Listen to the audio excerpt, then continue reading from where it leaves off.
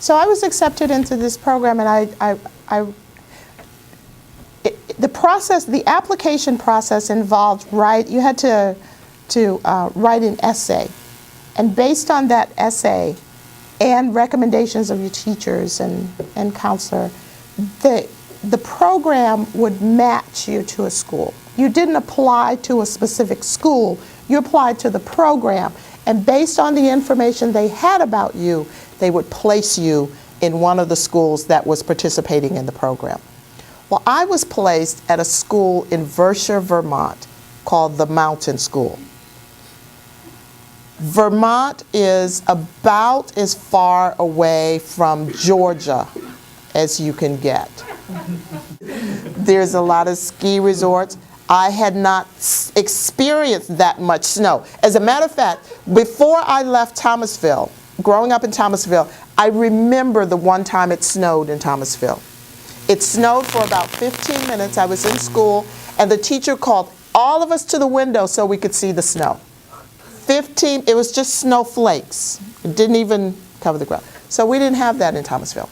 So I was placed at this school called the Mountain School, and it did occur to me to wonder what I had written in my application that made them think that was just the place for me to be.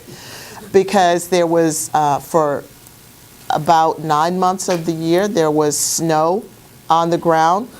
And then when the snow melted for a good month, it was mud season, because, you know, all the mud, it took a while for all that snow to get absorbed into the ground. So it was just different. The school was on a converted dairy farm. And the directors had had a philosophy of sustainability. We're very much now into being concerned about the environment and doing things that don't hurt the environment and eating food that's locally produced. Well, that's where I went to school. That's how we were. That was the thought when at the Mountain School. The school produced most of the food that we ate. There was a farm manager whose job it was to oversee the planting of the crops, the raising of the animals, and every student had a job. We had to either help out with in the fields, or with the animals, or some other chore.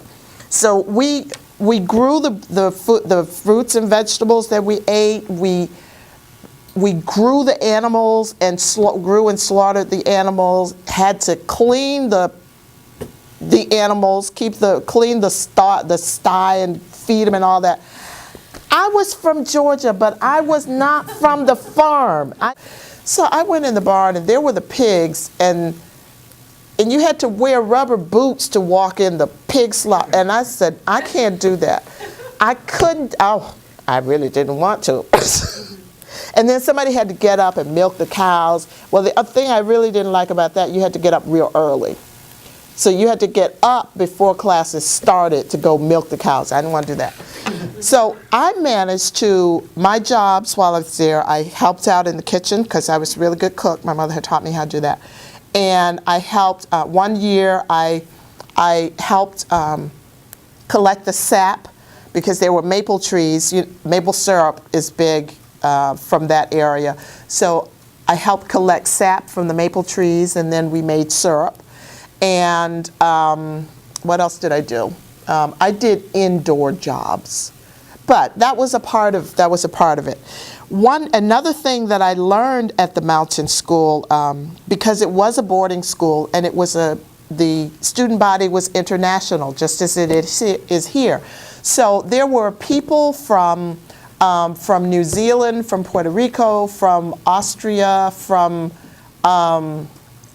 someplace else. So coming from Georgia, where I had only dealt with black people and white people, I go to the Mountain School and I discover that not only are there white people, but there's different kinds of white people. And it was an awakening to me. And one of my classmates was from New Zealand. Her name was Alison, and Alison and I were talking one day, and I heard her use the word nigger. Now, this was a year after I had decided to myself, I'd made a declaration to myself that I would not be called that word again without responding. So I heard Alison use the word nigger, and I just, you just see stars and just lost it, and I just attacked her. I didn't say anything. I didn't try to explain. I just attacked her. What does attack her? I jumped on her.